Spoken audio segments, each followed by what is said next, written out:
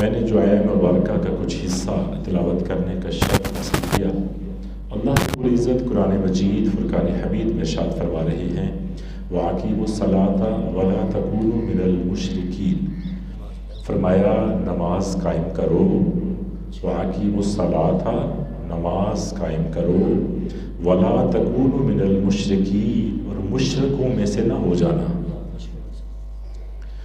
اس آیہ مبارکہ پہ اگر نظر دوڑائیں، اگر غور کریں تو اللہ فرما رہا ہے کہ نماز قائم کرو، اور جو اس آیت کا اگلا حصہ ہے اس میں فرمایا جا رہا ہے وَلَا تَکُونُوا مِنَ الْمُشْرِکِینَ، مشرکوں میں سے نہ ہو جانا۔ اس کا مطلب یہ ہوا جو بندہ نماز نہیں پڑھتا وہ مشرک ہے۔ اللہ حکم فرما رہا ہے نا کہ نماز پڑھو، مشرکوں میں سے نہ ہو جانا، تو جو نماز نہیں پڑھے گا اللہ نے قرآن میں فرما دیا کہ وہ مشرک ہے۔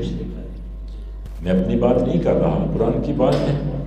اب اللہ کے اس فرمان کو ماننا ہوگا۔ اگر ہم نے مسلمان رہنا ہے، اگر ہم نے مومن رہنا ہے، اگر ہم نے صراط مستقیم پر چلنے کی کوشش کرنی ہے تو پھر کیا کرنا ہوگا؟ پھر کرنا ہوگا وَأَقِیمُوا الصَّلَاةَ، نماز کو قائم کرنا ہوگا۔ حدیث پاک کا مفہوم ہے کہ نماز دین کا ستون ہے۔ ستون پلر کو کہتے ہیں، جو بلڈنگ کے نیچے بڑا مضبوط پلر ہوتا ہے اس کو ستون کہتے ہیں۔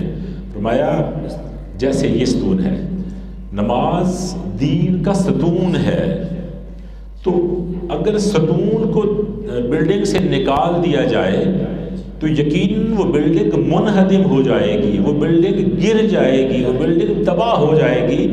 بغیر ستون کے کوئی بلڈنگ کھڑی نہیں ہو سکتی۔ اسی طرح اگر دین سے نماز کو نکال دیا جائے تو پھر دین مکمل نہیں رہ سکتا۔ وہ بندہ اپنے آپ کو دیندار نہیں کہہ سکتا جو نماز نہیں پڑھتا، چونکہ نماز کی جو دین کی بلڈنگ ہے وہ نماز کے پلر پر کھڑی ہے۔ اگر اس بلڈنگ کے نیچے سے پلر کو نکال دیا جائے تو آپ بھی جانتے ہیں کہ وہ بلڈنگ گر جائے گی۔ تو ثابت یہ ہوا کہ جو بندہ نماز نہیں پڑھتا اس کا دین کے ساتھ دور دور کا کوئی تعلق نہیں ہے۔ باقی خیرات کرتا رہے، وہ صدقات بھی کرے، خیرات بھی کرے، اچھے کام بھی کرے، ٹھیک ہے، جو اچھے کام کرے گا، صدقات خیرات کرے گا، اس کو اجر مل جائے گا۔ لیکن جو نماز نہ پڑھ کے وہ گناہ کر رہا ہے نا، وہ صدقات، وہ خیرات اس گناہ کو بدل نہیں سکتے۔ نماز نہ پڑھنے والا گناہ جو ہے نا، صدقات اور خیرات اس گناہ کو مٹا نہیں سکتے۔ اس گناہ کی سزا اس کو مل کے رہے گی۔ حدیث پاک کا مفہوم ہے کہ قیامت میں سب سے پہلا سوال نماز کا ہوگا۔ جب اللہ رب العزت لوگوں کے سامنے، لوگوں کو اپنے سامنے کھڑا کر کے پوچھیں گے، کہا جائے گا فرشتوں سے کہ ان کی نمازوں کا حساب کرو۔ اب جس کی نمازیں نامکمل ہوں گی، جس کی نمازیں مکمل نہیں ہوں گی، جس نے پوری نمازیں نہیں پڑھی ہوں گی، تو حدیث پاک گواہ ہے کہ وہ دوزخ کا حقدار ہے۔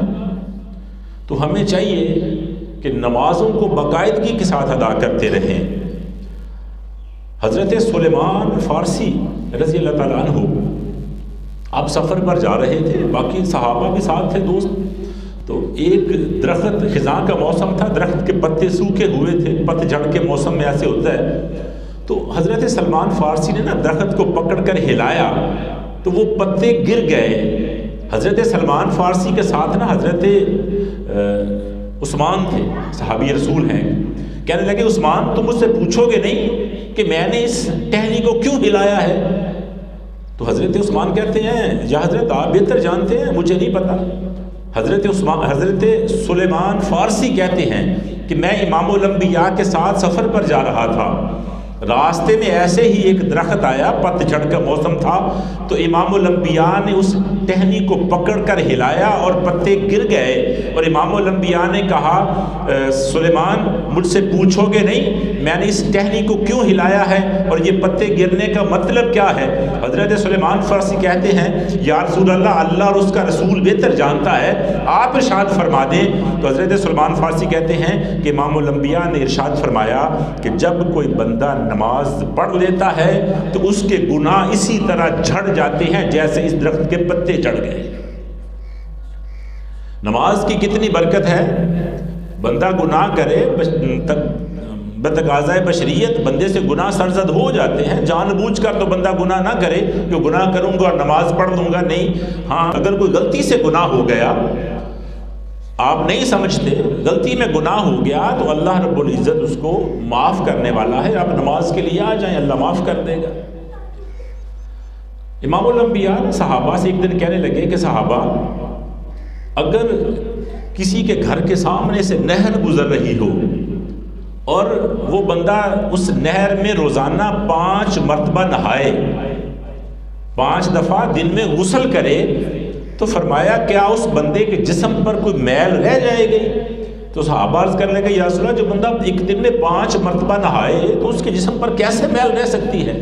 تو امام الانبیاء نے ارشاد فرمایا جو بندہ دن میں 5 مرتبہ نماز پڑھتا ہے وہ اسی طرح ہے جیسے اس بندے نے نہایا اور اس کی میل ختم ہو گئی۔ جو بندہ 5 مرتبہ نماز پڑھتا ہے اس کے گناہ ایسے مٹا دیے جاتے ہیں۔ حدیث پاک میں آتا ہے، حدیث پاک کا مفہوم ہے کہ جب بندہ نماز کے لیے کھڑا ہوتا ہے نا، تو جب بندہ اللہ اکبر کہہ کے نیت باندھ کے قیام میں کھڑا ہوتا ہے، اللہ رب العزت فرشتوں سے کہتے ہیں کہ اس کے سارے گناہ اٹھا کے ایک سائیڈ پہ رکھ دو۔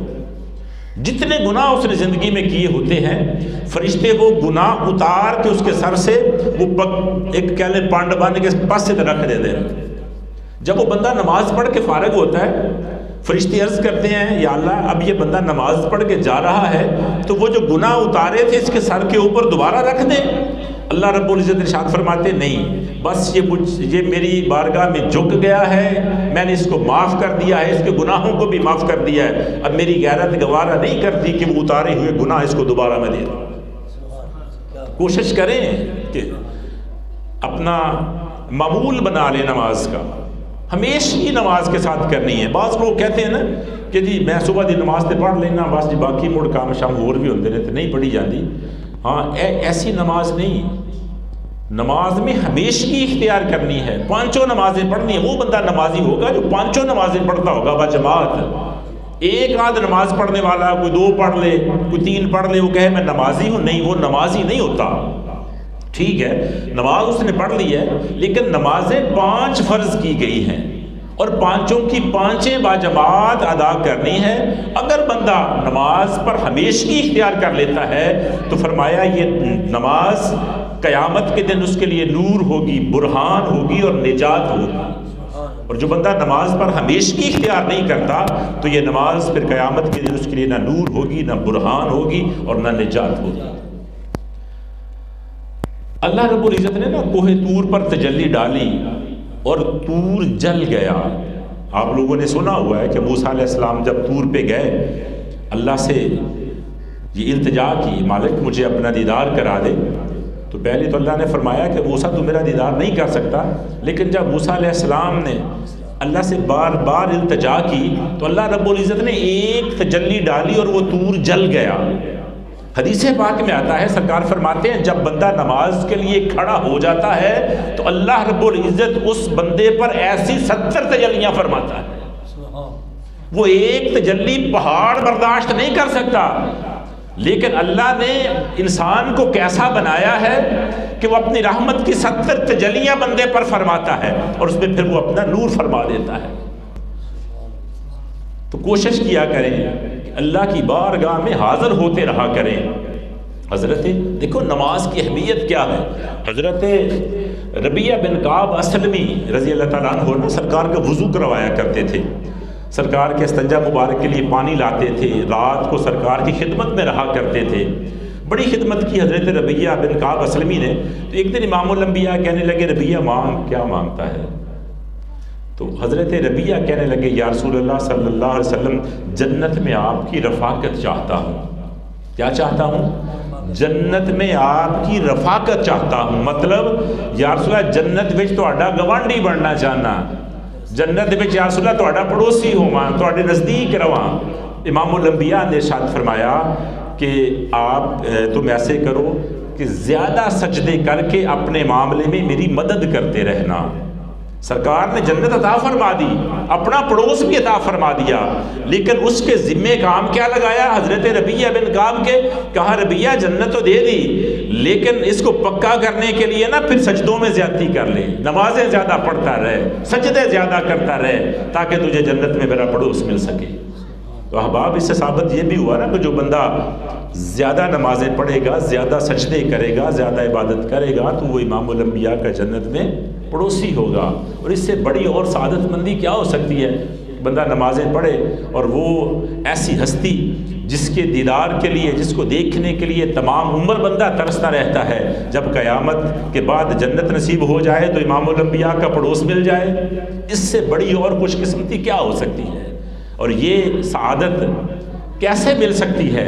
یہ سعادت اسی وقت مل سکتی ہے جب ہم 5 وقت کی نماز بجماعت ادا کریں گے۔ جو قیامت کا منظر ہوگا، قیامت کا منظر بڑا ہولناک منظر ہوگا۔ روایات میں آتا ہے کہ سورج بہت قریب آ چکا ہوگا، شدید قسم کی گرمی ہوگی، جسم کانپ رہے ہوں گے، پسینہ اتنا آیا ہوگا کہ اپنے منہ تک اپنا پسینہ آیا ہوگا، بندہ اپنے پسینے میں ڈوبا ہوا ہوگا۔ اور جب ایسا منظر ہوگا نا، اللہ رب العزت ارشاد فرمائیں گے کہ مجھے سجدہ کرو۔ لوگوں سے کہیں گے، انسان سے اللہ حکم فرمائیں گے مجھے سجدہ کرو۔ اب اس وقت اگر کوئی بندہ غیر مسلم بھی ہوگا، کوئی بندہ بت پرست بھی ہوگا، کوئی آگ کی پوجا کرنے والا بھی ہوگا، ہر انسان کی یہ خواہش ہوگی کہ اللہ کے حکم کی فرما برداری کرتے ہوئے ہم سجدہ کریں۔ لیکن حدیث پاک گواہ ہے، آپ نے فرمایا کچھ بندے نے دنیا میں نماز نہیں پڑھی ہوگی نا، جو بندہ نمازی نہیں ہوگا، جو نماز کا عادی نہیں ہوگا، وہ سجدہ کرنا چاہے گا لیکن سجدہ کر نہیں پائے گا، اس کی کمر اکڑ جائے گی۔ جیسے کمر میں سریا آ جاتا ہے نا، وہ بندہ چاہے گا کہ آج میں اللہ کے حضور سجدہ کر کے اللہ رب العزت کے حکم کی فرما برداری کر لوں تاکہ میری بخشش ہو جائے، لیکن فرمایا وہ بندہ چاہے گا سجدہ کر لوں، لیکن جس نے دنیا میں سجدہ نہیں کیا ہوگا وہ قیامت میں سجدہ نہیں کر پائے گا۔ اور جو بندہ غور کرے نا، اللہ حکم فرماتا ہے کہ مجھے سجدہ کرو، اور جو بندہ وہاں سجدہ نہیں کر پائے گا، فرمایا پھر اللہ رب العزت اس کو حامان، قارون، نمرود، فرعون، ابی بن خلف اور ام جمیل کی صف میں کھڑا کر دے گا۔ یہ جو دشمنان خدا کا میں نے نام لیا نا، یہ اللہ کے دشمن ہیں اور اس کے رسول کے دشمن ہیں۔ آپ غور کریں نا، جو بندہ اللہ اور اس کے رسول کے دشمنوں کی صف میں کھڑا ہوگا اس کا انجام کیا ہوگا؟ اندازہ لگا سکتے ہیں کہ اللہ قیامت میں اپنے اور اپنے رسول کے دشمنوں کے ساتھ کیا سلوک کرے گا؟ اگر ہم دنیا میں نماز نہیں پڑھیں گے نا، اگر نماز پر ہمیشگی اختیار نہیں کریں گے، 5 نمازیں نہیں پڑھیں گے، تو پھر یاد رکھو، سن کے جسم کانپ جاتا ہے کہ قیامت کے دن دشمنان خدا کی صف میں کھڑا ہونا پڑے گا۔ اللہ رب العزت ہم سب کو اس ایسی چیز سے محفوظ فرمائے۔ احباب، ایک صحابی، ایک شخص سرکار کی بارگاہ میں حاضر ہوا، حاضر ہو کر عرض کرنے لگا، یا رسول اللہ صلی اللہ علیہ وسلم، مجھ سے گناہ سرزد ہو گیا ہے، ایسا گناہ سرزد ہوا ہے جس پر حد لازم آتی ہے۔ اس وقت اب بھی وہی کہہ لیں کہ قانون ہے، اگر کوئی بندہ زنا کا مرتکب ہو جائے تو اس کے اوپر حد لازم ہوتی ہے۔ اب شخص سرکار کی بارگاہ میں حاضر ہو کر عرض کرتا ہے، یا رسول اللہ میں نے ایسا گناہ کیا ہے جس پر حد لازم ہوتی ہے، یا رسول اللہ آپ قرآن و سنت کے مطابق میرے اوپر حد لازم فرمائیں۔ اس نے بات کہی تو فوراً نماز کا وقت ہو گیا، امام الانبیاء نماز کے لیے چلے گئے، وہ شخص بھی پیچھے چلا گیا، اس نے امام الانبیاء کے پیچھے نماز پڑھی۔ نماز کے بعد آپ کی بارگاہ میں آ کر عرض کرنے لگا، یا رسول اللہ میں نے گزارش کی تھی کہ مجھ سے گناہ سرزد ہو گیا ہے، آپ میرے اوپر حد لازم فرمائیں۔ تو امام الانبیاء نے ارشاد فرمایا کہ کیا آپ نے ہمارے پیچھے نماز پڑھی ہے کہ نہیں پڑھی؟ وہ عرض کرتا ہے، یا رسول اللہ میں نے ابھی آپ کے پیچھے نماز پڑھی ہے۔ تو امام الانبیاء نے ارشاد فرمایا کہ اللہ رب العزت نے اس کے صدقے سے تمہارے گناہوں کو معاف کر دیا ہے۔ لفظ گناہوں کا استعمال ہوا. وہ شخص ایک گناہ کر کے آیا, کہتا جی میں نے ایک گناہ کیا ہے جس پر حد لازم ہے. چاہیے تھا نا کہ امام الانبیاء کہتے کہ اللہ نے نماز کے صدقے سے تیرا گناہ معاف کر دیا. نہیں, فرمایا اللہ نے نماز کے صدقے سے تیرے گناہوں کو معاف کر دیا ہے, اس کے علاوہ جو اور گناہ تھے اللہ نے وہ بھی معاف کر دیے. وہ کس لیے کہ تو گناہ کے بعد اللہ کی بارگاہ میں حاضر ہو گیا, تو نے معافی مانگی, تو نے نماز پڑھی, اللہ کو سجدہ کیا. بے نمازی کی بڑی نحوست ہے. نماز پڑھنے کے فائدے ہیں کہ بندے سے کہیں غلطی سے گناہ ہو بھی جائے, اللہ غفور و رحیم ہے, وہ معاف کرنے والا ہے. اور وہ بندہ کتنا بدبخت ہوگا جو گناہ پر گناہ بھی کرتا جائے اور پھر اللہ کی بارگاہ میں آ کر سجدہ نہ کرے. حضرت عیسیٰ علیہ السلام ایک بستی سے گزر رہے تھے. آپ نے دیکھا کہ وہ لوگ بڑے عالیشان محلات میں رہ رہے تھے, بڑی عیش و عشرت کی زندگی گزار رہے تھے. آپ ان کے پاس رکے نہ جا کر, تو آپ نے دیکھا کہ انواع و اقسام کے پھل, تازہ پھل اور جناب علی تازہ شراب. اس وقت ابھی شراب کو منع کرنے کا حکم نہیں آیا تھا نا. تازہ شراب, اور ان کی اتنی خوبصورت اولاد تھی, ان کی بیویاں اتنی خوبصورت تھی, اتنی دیدہ زیب تھی, ہر قسم کی سہولتوں سے وہ آراستہ تھے. تو عیسیٰ علیہ السلام بہت خوش ہوئے کہ بڑے نیک لوگ ہیں, اللہ رب العزت کی بڑی ان پر مہربانی ہے. آپ چلے گئے آگے, کچھ عرصے کے بعد واپس آئے نا, دیکھا تو وہ بستی منہدم ہو چکی تھی, وہ بستی تباہ ہو چکی تھی, وہ بستی غرق ہو چکی تھی. عیسیٰ علیہ السلام اللہ کی بارگاہ میں عرض کرتے ہیں, یا باری تعالیٰ ان لوگوں نے کیا تیری کوئی حکم عدولی کی ہے, تیری کوئی نافرمانی کی ہے؟ یہ تارک الصلاۃ ہیں, یہ نماز سے انہوں نے منہ موڑ لیا, یا انہوں نے کوئی ایسی غلطی کی ہے یا اتنا بڑا گناہ کیا ہے جس کی پاداش میں آپ نے ان کو صفحہ ہستی سے مٹا دیا؟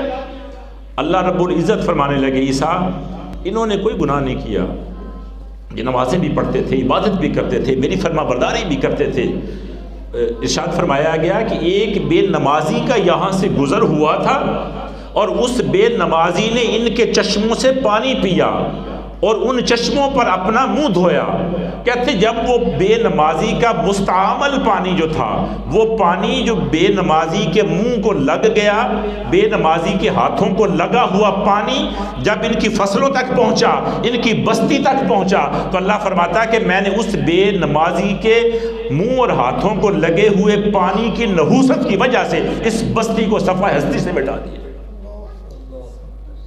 خود انہوں نے نماز نہیں چھوڑی, خود انہوں نے گناہ نہیں کیا, بے نمازی گزرا ہے اور بے نمازی کے ہاتھوں اور منہ کو لگا ہوا پانی اگر اس بستی میں پہنچا تو اللہ رب العزت نے اس بستی کو صفحہ ہستی سے مٹا دیا. اور ہم کتنے دلیر ہیں, کتنے حوصلہ مند ہیں, ساری نمازیں چلی جاتی ہیں, کبھی غور ہی نہیں کیا. کبھی تو غور کر لیں کہ آج میری فجر کی نماز قضا ہو گئی. لوگ پتہ کیا کہتے ہیں, جب کوئی مصیبت آئی ہوتی ہے نا, جب کوئی بیماری آئی ہوتی ہے, جب کوئی پریشانی آئی ہوتی ہے, پتہ کہتے ہیں اسی کوئی کیڑا گناہ کر لیا ہے, مصیبتاں ساڈے واسطے رکھیاں نے, اسی کوئی ایڈا بڑا گناہ کر لیا ہے, جناب علی یہ بلاواں ساڈی جان نہیں چھڑ دیاں. ارے تیری فجر کی نماز قضا ہو گئی, تو نے کبھی فجر پڑھی نہیں, تو اب بھی کہتا ہے میں نے کون سا گناہ کر لیا. تیری عشاء کی نماز قضا ہو گئی, تو نے کبھی نماز عشاء نہیں پڑھی, اور تو پھر بھی کہتا ہے یار میں نے کون سا گناہ کر لیا. اللہ کے بندو, جو نماز نہیں پڑھتا, بے نمازی کی نحوست تو ایسے ہے کہ وہ باقی محلے والوں کو بھی لے ڈوبتی ہے. تم کبھی مسجد کے پاس سے گزرے نہیں, تکلیف آ جائے تو پھر شکایت کی میں نے کون سا گناہ کیا. خدا کے بندو, اللہ کا شکر کرو کہ تم نماز بھی نہیں پڑھتی, وہ تمہیں پھر بھی رزق دے رہا ہے. اللہ تمہیں پھر بھی پال رہا ہے. وہ پالنے والا جو ہے اس کی کریمی ہے, وہ رزق تو دے گا, لیکن جو اللہ کا حکم ہے, جو اللہ کا فرمان ہے, آپ غور کریں نا کہ نماز ہے کیا. نماز حدیث پاک میں آتا ہے کہ مومن کی معراج ہے. جب امام الانبیاء معراج پر گئے, اللہ کا دیدار کرنے کے بعد امام الانبیاء نے اللہ کے حضور عرض کی, مالک میں نے تو معراج کر لی, میں نے تو آپ کا دیدار کر لیا, یا اللہ میری امت کا کیا بنے گا. اللہ رب العزت نے نمازوں کا تحفہ عطا فرمایا, فرمایا محبوب تیرے امتی نماز پڑھیں گے تو ایک نماز پڑھنے کے بدلے میں ان کو معراج کا ثواب ملے گا. ارے ایک نماز پڑھو تو اللہ کے دیدار کا ثواب ہے, 5 مرتبہ پڑھو تو دن میں 5 مرتبہ اللہ کا دیدار فرما لیا. بزرگ کہتے ہیں کہ جب نماز کے لیے حاضر ہوں، جب مصلی پر کھڑے ہو جائیں قیام میں، تو سوچ اور خیال، یقین اور تیقن یہ ہونا چاہیے کہ ہم اللہ رب العزت کو دیکھ رہے ہیں۔ اچھی سوچ یہ ہے، کیونکہ معراج ہے نماز مومن کی، تو معراج کا مطلب ہی ہے کہ اللہ کا دیدار ہو رہا ہے۔ بزرگ فرماتے ہیں نماز کے لیے کھڑے ہو جاؤ تو پھر یہ سوچو کہ ہم اللہ کو دیکھ رہے ہیں۔ اگر یہ خیال نہ بھی آ سکے تو اتنا تو سوچو کہ اللہ ہمیں دیکھ رہا ہے، اللہ تو دیکھ رہا ہے نا۔ اب آپ بزرگ کہتے ہیں وہ بندہ انتہائی بے وفا اور ناشکرا ہے جو بے نمازی ہے، جو نماز نہیں پڑھتا، وہ اس کی وفا پہ کوئی یقین نہیں، وہ آپ کے ساتھ کیا وفا کرے گا؟ جس نے پیدا کیا وہ اس کے ساتھ ہی وفا نہیں کر رہا، جس نے بنایا، جس نے اس کو بڑا کیا، پالا پوسا، اس کو چلنے تک پہنچایا، پھر رزق دیا، پھر دولت دی، پھر گاڑیاں جاہو جلال دیا، اگر وہ اسی کو نہیں جھکتا تو آپ کے ساتھ کیا وفا کرے گا؟ جو بندہ بے نمازی ہے وہ بے وفا بھی ہے اور جناب علی وہ ناشکرا بھی ہے۔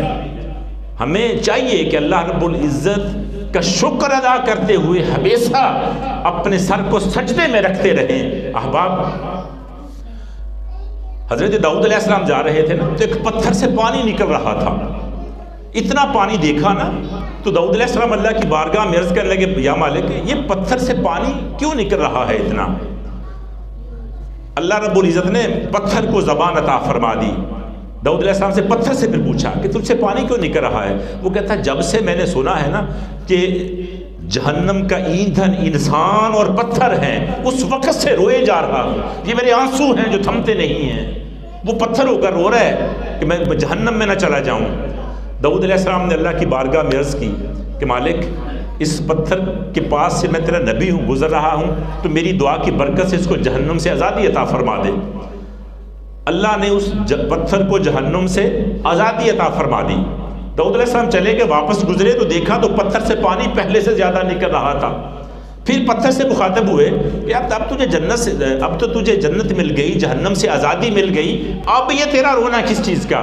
وہ پتھر کہتا ہے اللہ کے نبی پہلے جہنم کے خوف سے رو رہا تھا، اب اللہ کے شکر میں رو رہا ہوں، اس نے مجھے جہنم سے آزادی دے دی۔ اب ہمیں چاہیے نا کہ اللہ کا شکر ادا کرنے کے لیے ہر وقت مسجد میں آئیں، 5 وقت کی نماز پڑھیں، اپنی جبینوں کو اللہ کی بارگاہ میں جھکاتے رہیں۔ یقیناً اللہ رب العزت انہی لوگوں پر مہربانیاں فرماتا ہے جو اللہ کی بارگاہ میں جھکتے رہتے ہیں۔ اللہ سے یہ التجا ہے کہ ہمیں 5 وقت باجماعت نماز پڑھنے اور اس کی بارگاہ میں اپنی جبینوں کو جھکانے کی توفیق عطا فرمائے۔ وما علینا الا البلاغ المبین۔